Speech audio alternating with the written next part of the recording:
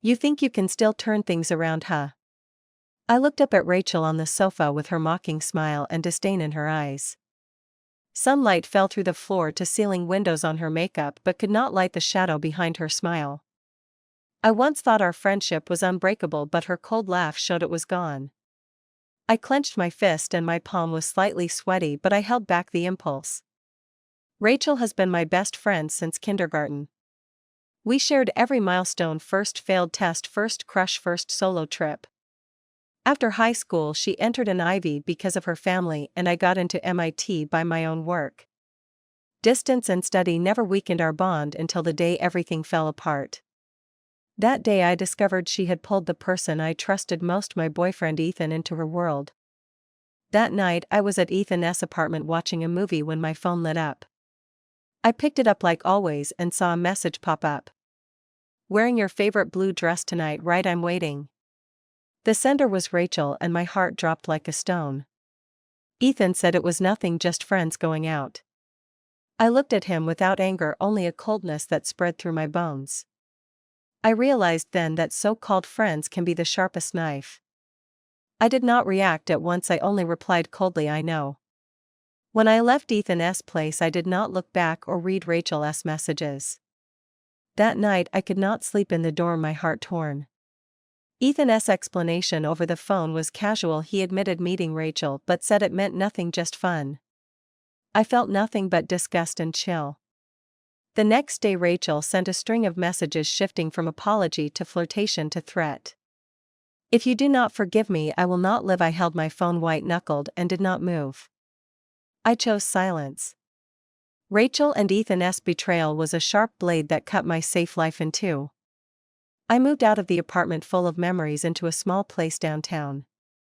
New city, new life felt like rebirth, but real trials were only beginning. In the first week at work I felt the office coldness and calculation. The open glass office left everything exposed. I thought hard work and ability alone would win recognition. But reality crushed that illusion fast. In a project meeting my manager Mr. Caldwell sneered, "Sophie, you are so naive, thinking hard work fixes everything." His tone stung and colleagues snickered. I pressed my fingers on the table to steady my racing heart. Some coworkers targeted me. They secretly edited my reports, making me look wrong during presentations. They sent taunting emojis in chat to imply I did not belong. One day after preparing a week's report, the projection went live and the manager said, "Sophie, did you forget to check the data?" I knew someone tampered with the table, but faced with authority I could not argue. Humiliation washed over me, my palms sweaty. After work I sat in the cafe downstairs and wrote record everything. I learned acting on impulse or emotion would not protect me. I began to gather evidence: every email, every meeting note, every voicemail. I used encryption to back up files so nothing could be erased easily.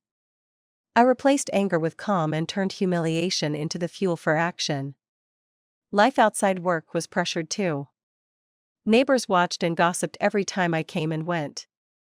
Once someone shouted, "Sophie, I heard your boyfriend left you, haha." I kept my head down, pulled my scarf tight and walked faster. Most friends were busy, only one or two checked in. I learned to bear loneliness and shame alone. But in those hardships I found strength. I enrolled in night classes studying finance and law. I read labor law and contract terms and learned the rules and loopholes. I dug into the company charter and learned where errors and abuses could hide.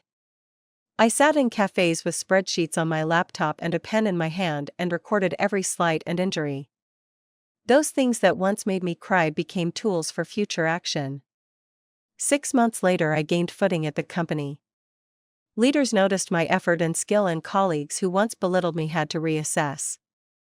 Every small victory answered past humiliation. I exposed a colleague who altered reports during an internal audit, and I compiled my manager's mistakes and filed them up the chain. I learned to smile gently at work while quietly taking control behind the scenes. My personal life also regained balance. I moved into a bigger apartment, hit the gym, cooked, traveled, and focused on what I wanted. I stopped depending on friendship and I no longer expected safety from love. Pain taught me that only I can protect myself. I did not forget Rachel and Ethan. I watched them quietly, recorded their patterns, and noted their weaknesses. Rachel showed off a luxurious life online, and Ethan's startup grabbed media attention. They thought betrayal gave them freedom and safety. But I was not the tearful girl of years ago. I had calm strategy and evidence, and I knew how to strike when they felt secure. I wrote in my notebook, "Everything is under control." My finger slid across the screen with steady eyes. The shame, the betrayal, and the solitude had forged me into something else. Each tear and heartbeat honed an invisible blade that would point at them. I believed true revenge is not impulsive but precise.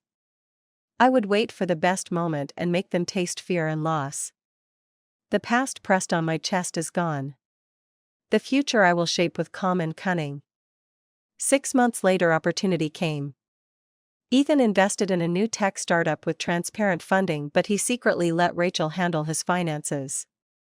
I quietly contacted a lawyer and a financial reporter and compiled the evidence of their betrayals, manipulations, and illegal moves. I printed chat logs, invoices, and emails ready to expose them. One evening, I arranged to run into Rachel and Ethan at a restaurant, pretending it was accidental. Rachel blinked, surprised. "Sophie here?" I smiled and said, "Just passing by." I sat down and slowly opened the folder, laying out every small betrayal, every dishonest act, and every illegal move. "You thought no one would know. You thought you could step on me," I said, cool and precise. Ethan stammered in fear and Rachel tried to talk, but I had already sent the documents to a financial reporter and to the investors. Within 24 hours, their deeds were all over social media. Their company plunged as investors pulled out. Ethan had to step down as CEO and Rachel's reputation shattered. They begged me on their knees to stop me from releasing more evidence. I sat by the office window, watched the city lights, and said, "Now feel what it is to be totally controlled." In the end, Rachel and Ethan collapsed under public outrage and legal pressure. They tried to explain, but no one believed them anymore.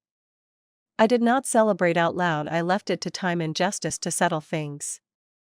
My life returned to normal and my heart finally lightened. I knew this was not the thrill of revenge, but the defense of my dignity with cold intelligence. That dignity is something no betrayal can take away.